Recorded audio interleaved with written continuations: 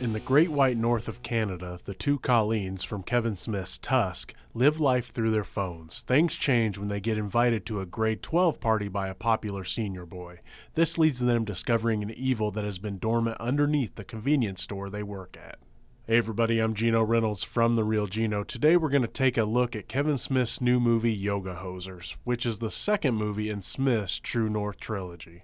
Oh, I remember a time when I looked forward to Kevin Smith's movies. After Clerks, I couldn't wait for Mallrats. After Mallrats, I was ready for Chasing Amy, and so on and so forth. Look, Kev, I love you, man. I still have a lot of respect for you and look forward to your projects. After Tusk, which I couldn't stand in the end, I still waited to see what you would come up with next. And Yoga Hosers is what we get.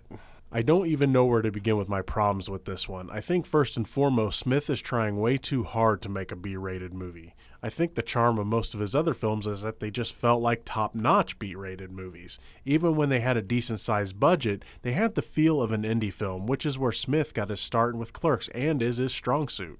While the lead characters, played by Smith and Johnny Depp's daughters respectively, were okay as bit players in Tusk, they really shouldn't be leads in a movie. They both just come off as uncharismatic and unlikable.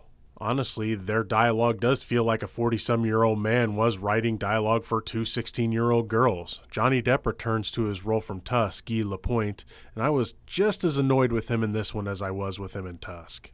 A side note about characters. This movie introduces tons of characters via cutaway intro cards, which I wouldn't have a real big problem with if they weren't really annoying and most of the characters mattered to the movie. What I'm saying is that the movie would spend time wanting us to know these characters, but most of them don't even come back after their one scene. And now the plot. The plot of the movie involves Canadian Nazi sausage Hitlers with sauerkraut for blood, played by a terribly green screen Kevin Smith, that are tasked with killing all of the quote-unquote art critics in Canada. And of course, art critics are a metaphor for movie critics.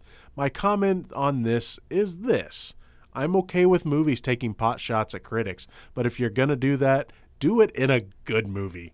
There were some cameos in this, and all I could think about them were you got dragged into this, the voice of Batman Kevin Conroy, Harley the Souse Boss from Epic Mealtime, and Stan Lee all have some bit parts in this one. You know, there's a ton more, but honestly I'm tired of talking about this. From the scripts to the characters to the plot to the terrible Canadian humor, this one is not worth watching even for die-hard fans of Kevin Smith. This is by far his worst movie. Look, Kev, again, I love you, man. I really do. Just get out of Canada and make your way back to Jersey, where your true powers reside. But remember, it's only just one guy's opinion. For the latest movie reviews and entertainment news, subscribe to this channel and go to The Real Geno Facebook page and give it a like. Until next time, I'm Geno Reynolds from The Real Geno.